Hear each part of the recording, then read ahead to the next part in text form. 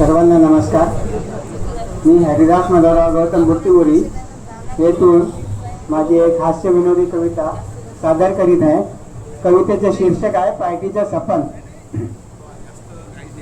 बायको गेली माहेरा बेजा आफत आली. बायको गेली माहेरा बेजा आफत आली. कॉलेजातील मैत्रीण अकस्मात आली. संध्याकाळी 7 वाजता वाजला माया फोन. संध्याकाळी 7 वाजता वाजला माया फोन. नंबर होता नवीन. म्हटलं बोला कोण. हे म्हणे तू मीरा तूच माया हरी. आली तुझ्या गावी घेऊन चल ना घरी. बाहेर आहे म्हणून म्या दिला तिले टोला. बाहेर आहे म्हणून म्या दिला तिले टोला. आणि 8 वाजता पुन्हा भाऊ फोन तिचा झाला. आता म्हटलं बरं नाही जावं लागल घ्यायला. आणि जीव होय वर खाली पाणी घेतलं प्यायला. तिले म्हटलं वहिनी तुही घरी नाही हाय. तिले म्हटलं वहिनी तुही घरी नाही हाय. एकटे तुले इतर राहणे जमल कसं काय. रागात येऊन मले म्हणे कॉलेजात मांग मांग फिरे.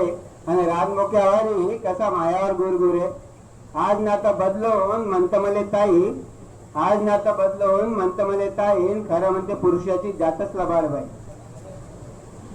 एकायतले मायाकडे कसे तरीच पाहे.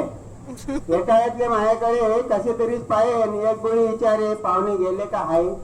त्यांची मैत्रीण नाही आपल्या घरी गेली. आणि 2 दिवसानं बायको माई माहेराहून आली. एकदाची मैत्रीण माई आपल्या घरी गेली. 2 दिवसात बायको माई माहेराहून आली. आया बाया सांगितले ननद आलती तुई. आया बाया सांगितले ननद आलती तुई. ते म्हणे नवऱ्याला माझ्या बहीण असतं नाही. मग भाऊ तिनं मला घेतलं असं दमानं. कोण आलती सांगा म्हणे विचारते मी प्रेमानं. मग भाऊ तिनं मला घेतलं असं दमानं. कोण आलती सांगा म्हणे विचारते मी प्रेमानं. म्या म्हटलं भरोसा कर राणी मायावर थोडा. दारात चप्पल तुझी आणि माया हाय जोडा. सांग बरं तिसरं काही दिसते का राणी तुले. लोकांचं काय जाते दुसऱ्याचं घर पेटवाले. समजून गेली बायको माई खरी समजूतदार. समजून गेली बायको माई खरी समजूतदार. म्हणे राजा माया मले तुझ्यात हाय आधार. स्वयंपाककार म्हणलं तिले जेव दोघं आपण.